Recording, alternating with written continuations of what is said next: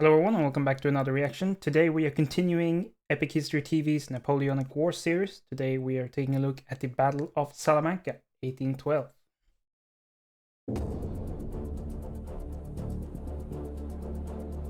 By 1812, Napoleon's French Empire had 250,000 troops stationed in Spain, bogged down in a war that seemed to have no end.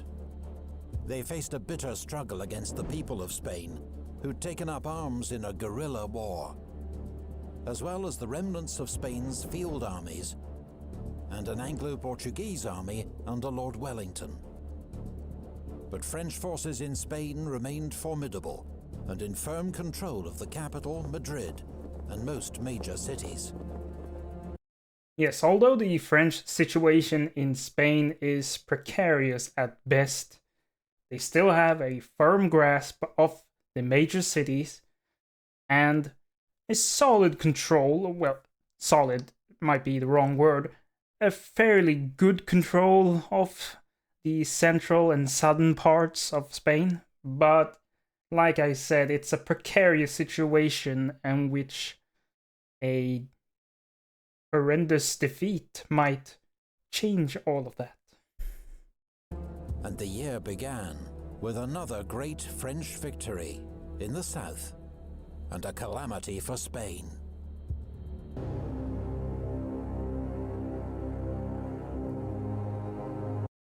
If I had two generals like Suchet to lead my troops in Spain, this war would already be over. A bold claim by Napoleon, but he's not entirely wrong in that Suchet, as we will see, is a very capable general, perhaps one of the smartest and best administrators in Napoleon's army.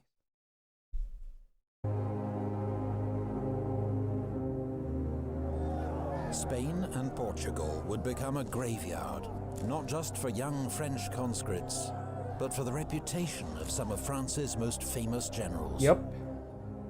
General Junot, Marshal Soult, and Marshal Jourdan had all tasted defeat.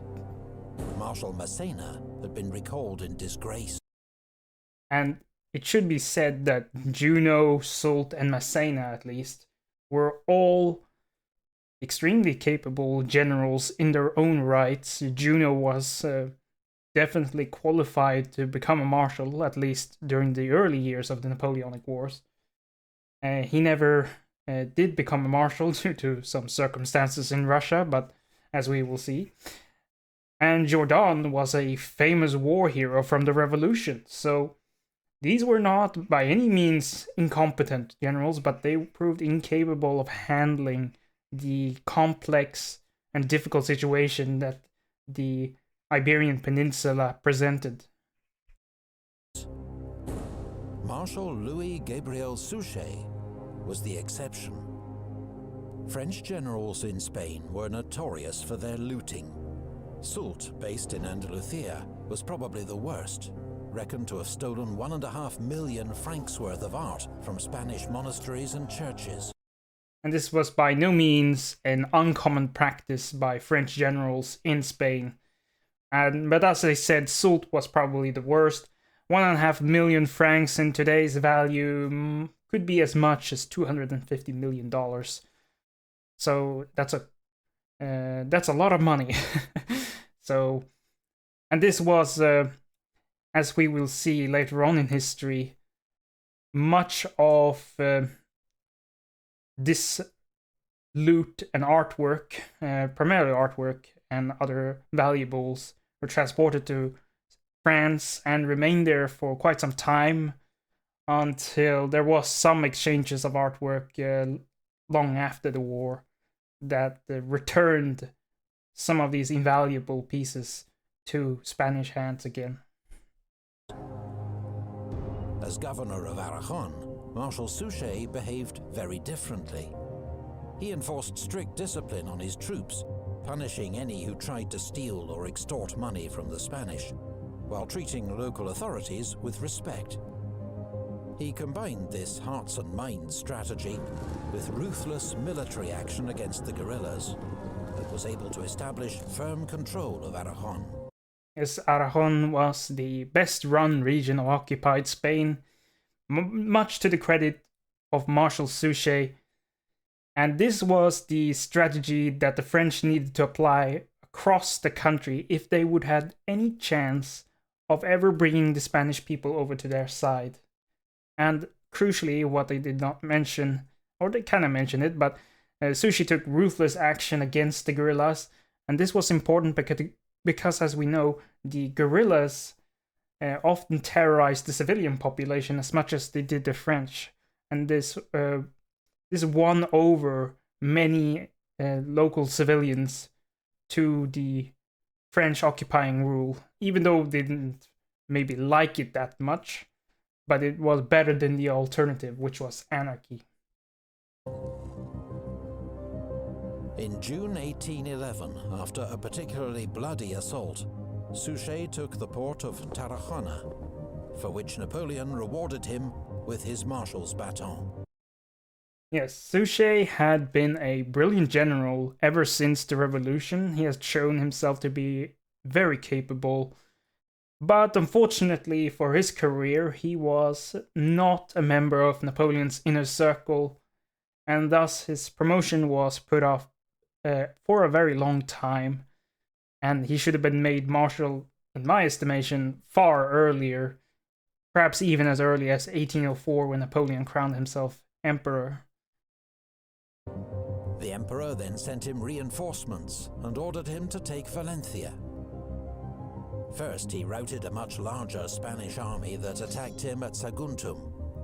Yeah, and here we can see that the Spanish field armies haven't gotten that much better since the onset of the Peninsular War.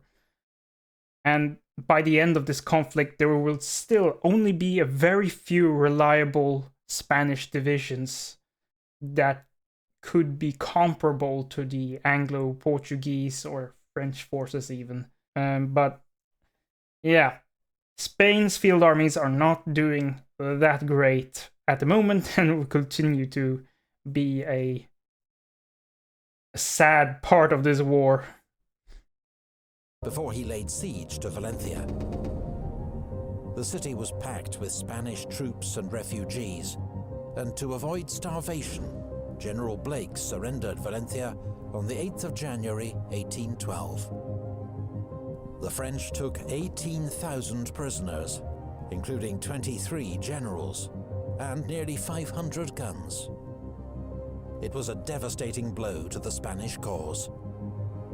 But to reinforce Suchet, Napoleon had stripped troops from other armies in Spain, and then withdrawn 25,000 of the best troops for his imminent invasion of Russia. The result was that French forces in Spain were now severely overstretched, just as Wellington prepared to strike. Yes, and this would continue to be an ongoing issue. People don't understand, maybe, that Spain is a very big country, and 250,000 troops, it may seem like a lot, it certainly is a lot, but not nearly enough to occupy a country the size of Spain.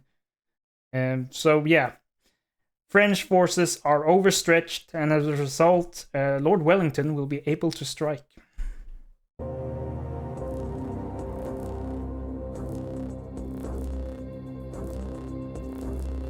We have in the service the scum of the earth as common soldiers enlisted for drink. Lord Wellington. Yes, this is one of the most famous quotes from Wellington, and it shows his aristocratic upbringing, you could say. Wellington was a typical aristocrat, and he kind of looked down on, all these poor soldiers and all that. But people often leave out the second part of this quote, which is that it really is wonderful that we should have made them the fine fellows that they are. So, it's not all bad, but yeah, this was a common attitude, and he would repeat this sort of statement several times throughout his career.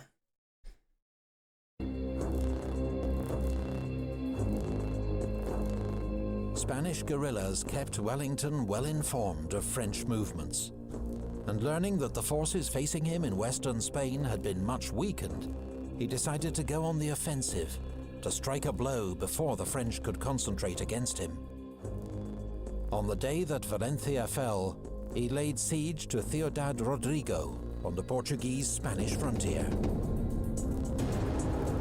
Eager to take the city before Marshal Marmont could march to its relief, he ordered an assault after just 10 days.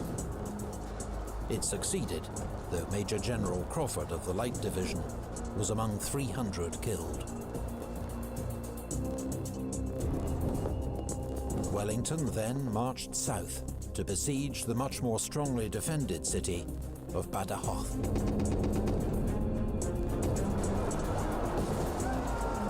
An assault was made on the night of the 6th of April.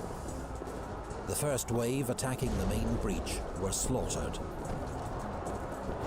But what was supposed to be a diversionary attack on the city's castle with scaling ladders succeeded, and the city soon fell.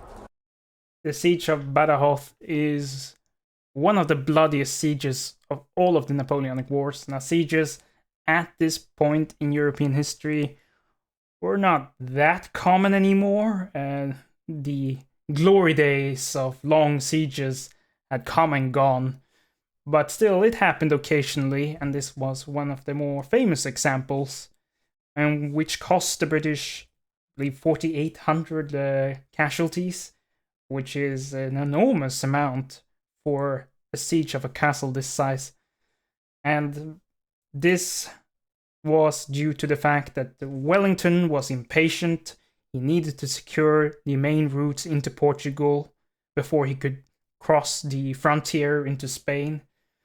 And he also lacked a professional corps of sappers, which could have done this in a more quote-unquote scientific way. There is a science behind sieging fortifications at this time.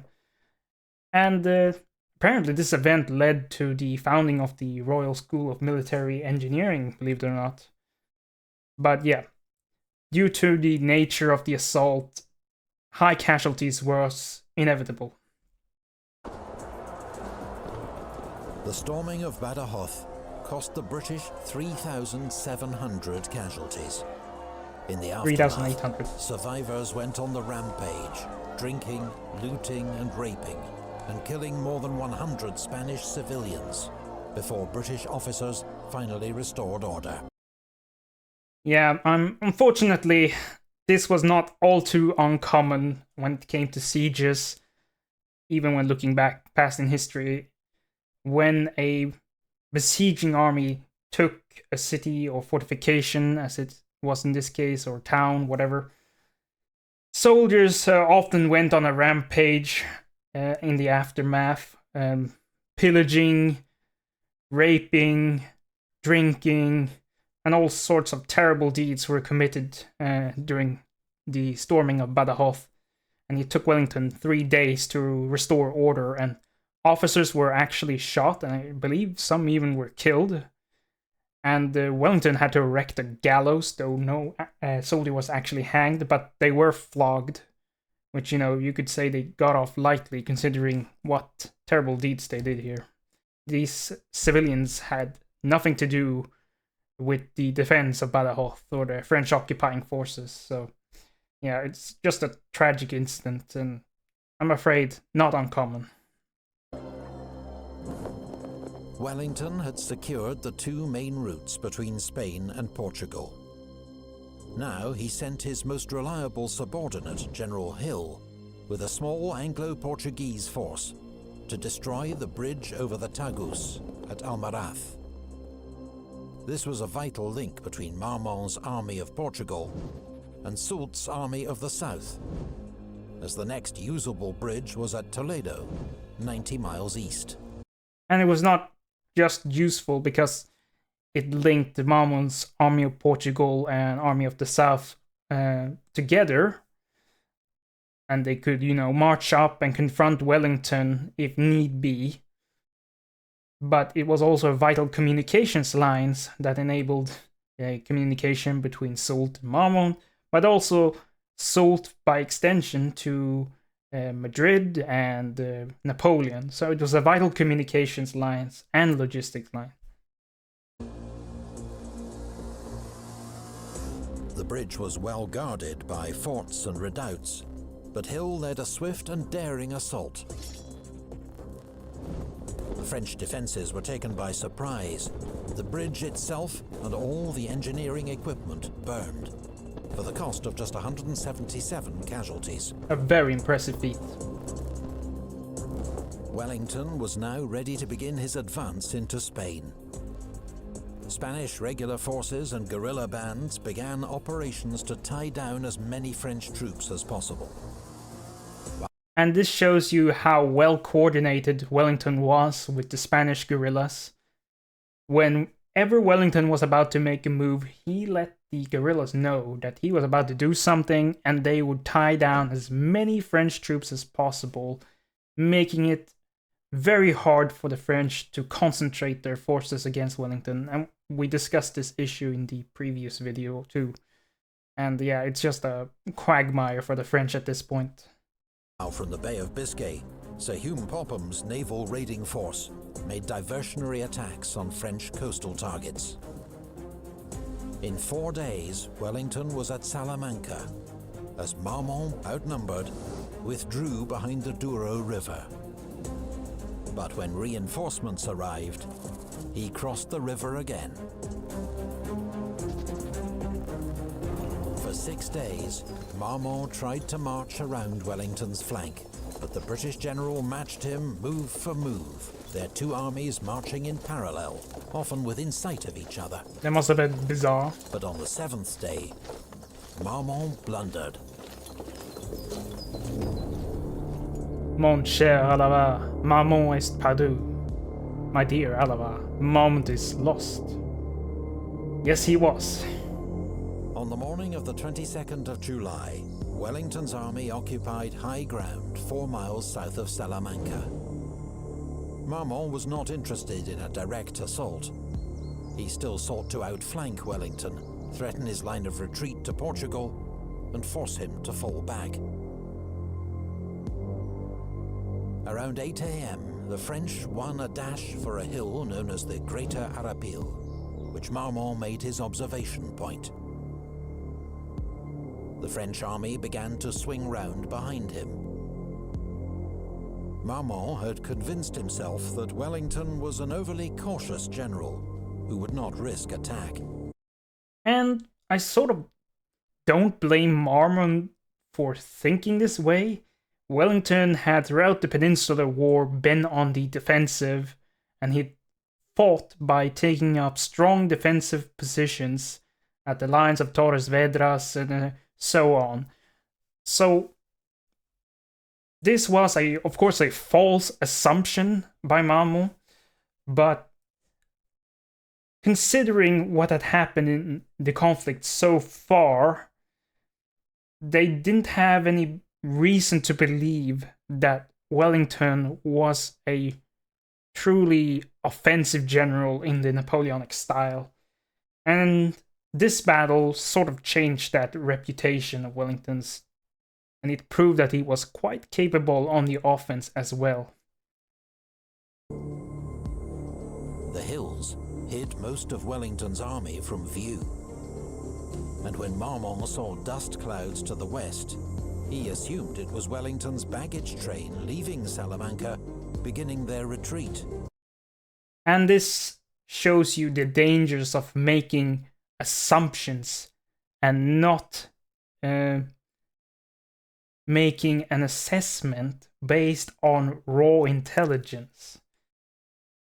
And unfortunately, this is a mistake that happens during this time, and sometimes these generals they trust their gut instincts more than they do intelligence, actionable intelligence, and yeah, sometimes it works out, other times it doesn't, and I don't think it will work out for Marmont. But it was the British 3rd Division and a Portuguese cavalry brigade moving up to strengthen Wellington's flank. because he wasn't planning a retreat. He was about to attack.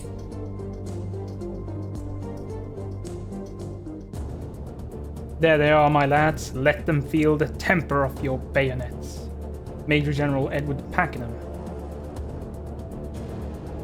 Around 2 p.m., Marmont ordered the 5 infantry divisions waiting in the woods behind him to march west, to cut off Wellington's imagined retreat. General Moukoun's 5th Division, in the lead, stopped to engage what was presumed to be the British rearguard. Again, assumptions. General Thomier's 7th Division continued west past it. Wellington watched as the French left flank became increasingly strung out and knew it was an opportunity too good to miss. He galloped 3 miles across country to the 3rd Division to give the crucial orders in person. Many of his staff officers struggled to keep up. On arrival, he instructed the division's commander, his own brother-in-law, Edward Pakenham, to attack and drive everything before him.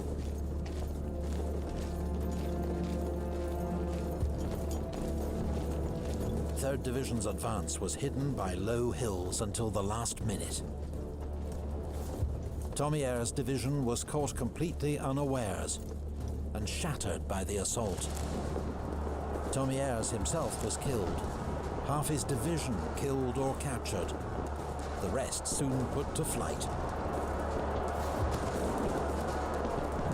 At this crucial moment, Marshal Marmont was hit by a British shell and carried from the field seriously wounded.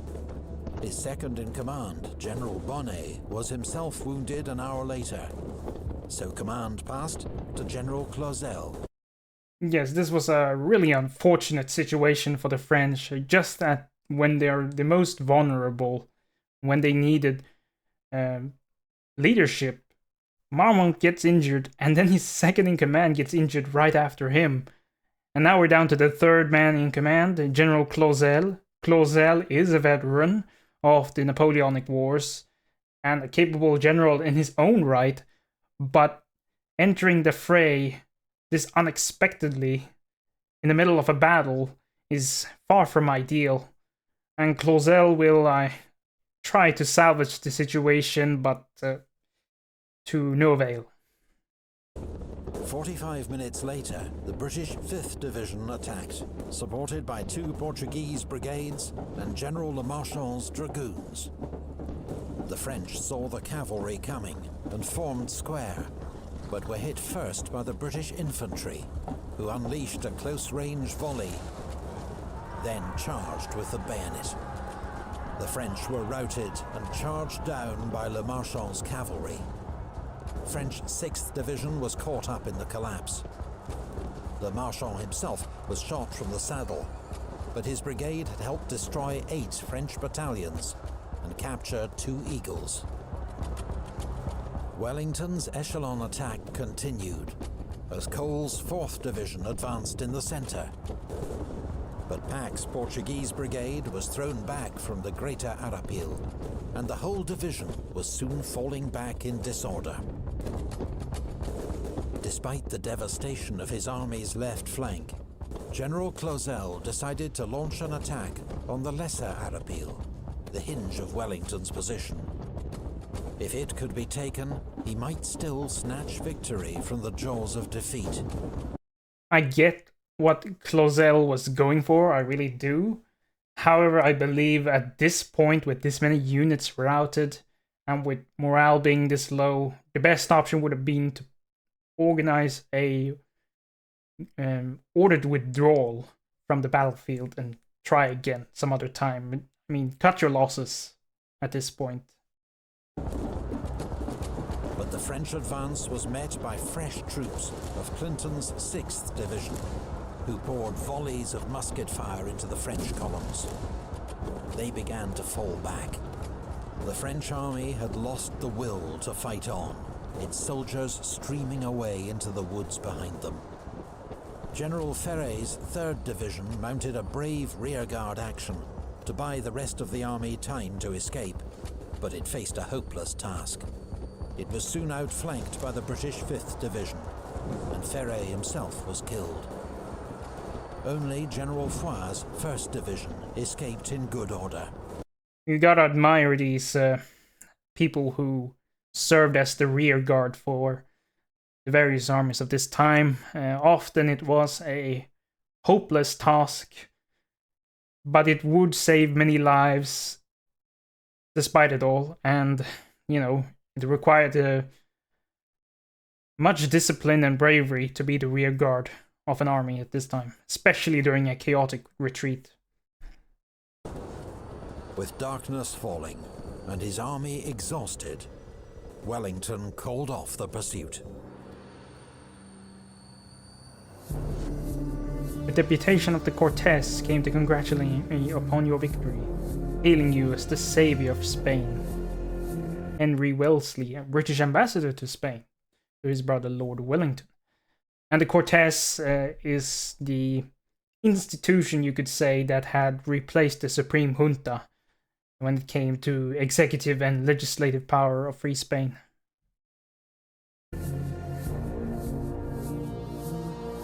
Wellington had smashed Marmont's army, taking 7,000 prisoners and killing or wounding 6,000 more, a French casualty rate of 25%. Devastating. And more than double Wellington's own losses. The next day, dragoons of the King's German Legion attacked the French rearguard and achieved the almost unheard of feat of charging down a French infantry square. And this was extremely unusual. This did not happen many times at all. And what happened in the Battle of Garcia Hernandez is that the French troops shot down a British horse, and this horse basically crashed into the lines, or into the square rather, and it started to kick a hole in the French square, which the British could use to ride in through the gap and thereby destroying the square. But it was still an impressive feat nonetheless. It was horses normally wouldn't charge a square in formation, and you know, bad luck for the French continues, I suppose. And taking another 1,000 prisoners. Wellington now decided to march on Madrid, forcing King Joseph to abandon the capital and retreat to Valencia to join up with Marshal Suchet. On the 12th of August, Wellington liberated the city to scenes of wild celebration. Soult, now at risk of being cut off in Andalusia, abandoned the siege of Cadiz, which had dragged on for 2.5 years, and marched. Yes, the siege of Cadiz is an odd one to me. I don't really understand why they would try a meaningless siege against a port city that could be resupplied by the British from sea. But yeah, it had dragged on for 2.5 years for a reason, so I don't know, man. It's a strange use of resources, I would think, but I guess they kept the Spanish and British forces bottled up, if nothing else. East to join Joseph and Suchet. The following month, Wellington marched north, pushing the French back from Valladolid and besieging the castle of Burgos. But his army lacked heavy guns, and the French garrison fought bravely. As powerful French armies gathered to the north and south, Wellington himself was now in danger of being trapped. He had no choice but to withdraw. Wellington's retreat turned into a desperate, forced march through autumn rain. The supply system collapsed, and many starving soldiers looted what food they could find from Spanish villages. Madrid was abandoned and reoccupied by the French on the 1st of November. Wellington was back where he'd started 5 months before. But despite the campaign's dismal conclusion, his strike into Spain had led to the liberation of huge swathes of the country, and left the French more overstretched than ever. Reinforced and resupplied, Wellington would be back the next year to deliver the final blow to Joseph's Spanish kingdom. 1812 had seen the tide of war turn, and not just in Spain, because 2,000 miles to the east, in Russia, catastrophe had engulfed la Grande Armée.